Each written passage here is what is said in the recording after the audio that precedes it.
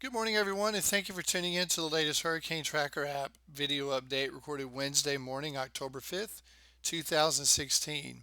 Hurricane Matthew is spinning away here just off the northeastern coast of Cuba. Overnight, Hurricane Matthew moved across the eastern side of Cuba, where there is some higher terrain, and that did seem to disrupt the circulation just a little bit. You can see how the thunderstorm activity kind of waned just a little bit, but in the latest frames, you can see it kind of refiring here on the north and northwestern quadrants of the storm. And also of to note, instead of moving north, Matthew is taking the forecasted north-northwest turn, which will take it up through the central and northwestern Bahamas over the next 24 to 36 hours or so. The National Hurricane Center does keep Matthew as a Category 3 hurricane for the next 2 to 3 days, but there is a possibility it could strengthen above the current Hurricane Center intensity forecast and could become a Category 4 again as waters are very warm here across the Bahamas and the upper level environment is actually very favorable for this system to strengthen. Now, later on in the weekend, as it gets closer to the coast, it may encounter some wind shear, but at least for the next couple of days, don't see any reason why the pressure will not drop again and Matthew wouldn't be able to strengthen. Eric Blake, who is a forecaster at the National Hurricane Center, tweeted this morning that Matthew has been a major hurricane for 5 consecutive days now, and that's the longest streak since Hurricane Ivan in 2004. So that's big news. We don't see storms like this in the Atlantic very often, and we haven't lately in the last 10 years or so. So that was just something I wanted to point out to you this morning. As of the latest Hurricane Center advisory, you can see the pressure has risen to 964 millibars. Last couple of days, it's been down in the low 940s. Winds are 115 miles per hour, which again makes Matthew a major hurricane, Category 3. And then there we see that north northwest movement at 10 miles per hour. All right, here's the most recent forecast track issued this morning from the National Hurricane Center. So Matthew is located just north of Cuba. Again, we still have hurricane warnings in effect for this region, some tropical storm warnings for the Turks and Caicos. And again, unfortunately, Matthew is going to track right up through the Bahamian chain and bringing hurricane force winds to most of these islands, unfortunately. So we hope everyone in that region is prepared. And again, there's a possibility Matthew could strengthen above the current forecast. Now, once we get into late Thursday and Friday, now one thing I want to focus on is I always like to look at the cone, not exactly the exact forecast point, because over history there's an average error sometimes of 100 miles or more, and sometimes these storms can travel outside of the cone. Not expecting Matthew to do that, but there is a possibility that Matthew could bend a little more towards the west northwest, maybe a little closer to Miami, Fort Lauderdale area, the northern areas here. And that's something that we're going to be watching throughout the day as some of the computer model guidance is a little closer to the coast here. That may prompt hurricane watches in the Miami area. That's a call from the National Hurricane Center, and we'll see what they say with their 11 a.m. advisory. But we have tropical storm warnings down here in the Florida Keys, and then we have a hurricane warning here for a good chunk of the southeast Florida coast. Again, that does not include the Miami area.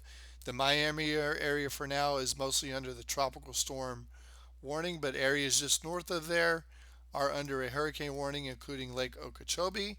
And then we do have a hurricane watch in effect from around Cape Canaveral all the way up to the Jacksonville area near there, and actually towards the Florida Georgia border. And we expect those to be possibly upgraded to hurricane warnings later today. So while a track to the west is a little, is reasonable, it's not the most likely scenario that the storm comes up this way.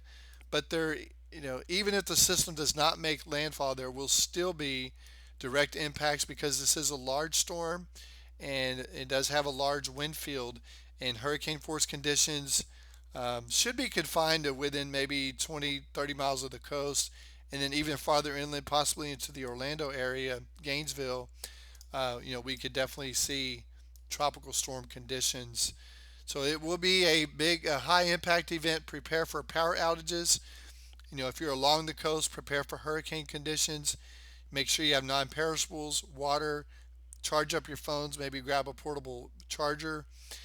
Just prepare the best you can for the system in case you're without power for a few days or even possibly a week or two in extreme situation. Up here in the Carolinas, you're still within the 5 day cone of uncertainty, but the forecast is looking a little bit better. The models are coming to better agreement that the center will stay somewhere offshore here. But even if the center is offshore as forecasted, these areas could still easily see tropical storm force winds. Definitely along the entire coast, we're going to see very rough seas. Coastal flooding is going to be possible in some areas. Storm surge, beach erosion. So all those are going to be a given, even if Matthew tracks offshore. For those of you in the Mid-Atlantic and the New England areas north of the Virginia and North Carolina border, you can breathe a little sigh of relief. Models are trending away from a north to northeasterly track, as it looks like Matthew's going to miss this incoming trough of low pressure that's moving across the northeast. It's just not deep enough to pull the storm to the north. So it's going to basically just slide by west to east north of Matthew and can't really catch the storm and pull it out to sea. Now, once that upper level trough moves through, we're going to have a ridge of high pressure built in, and the flow around the high pressure ridge, as we stated before, is clockwise. And excuse me, I'm not the best artist here. Excuse my drawings. But some of the models I saw you just a minute are actually showing that Matthew could get trapped off the United States coast since there's not an easy path. There's no open door really for it to go out to sea very quickly. So the UK Met model, which handled Hermine very well, it was one of the first models to show Matthew getting this close to Florida. So it's been performing well. Was the first to show this Matthew could actually loop back around towards Florida. The GFS American model, the last couple of runs have been showing it, and the European model has also shown this type of forecasted loop, which is an odd track, but we've seen it before with other systems. I think we saw Hurricane Gene loop back many, many, many years ago. I'm not saying this is going to loop and plow back into Florida into the eastern Gulf of Mexico. That is a small outside possibility we at least have to keep on the table. Obviously, the model runs over the next couple of days are going to tell us more information as to if it's going to turn out, and it will be weakening as well as it's in here. It's not going to remain a powerful Category 3 hurricane. You can see by Saturday morning, the National Hurricane Center has us back to a Category 2, and then due to wind shear, we would expect further weakening if it were able to move to the south and kind of loop around. But let's take a look at some of the computer model guidance, put this in a little bit of perspective here. But before we do, I wanted to show you guys a nice graphic from the National Hurricane Center, a close-up. So you can see we have tropical storm warnings down here in the Keys, the Miami area, portions of southwest Florida, and these are inland tropical storm force warnings, of course. And then we have a hurricane warning again from just north of Miami up to just south of Melbourne, and then we have a hurricane watch here for portions of east central and northeast Florida. Again, expect those to be upgraded to hurricane warnings down the road. And we have inland tropical storm warnings in effect for central Florida down the I-75 corridor.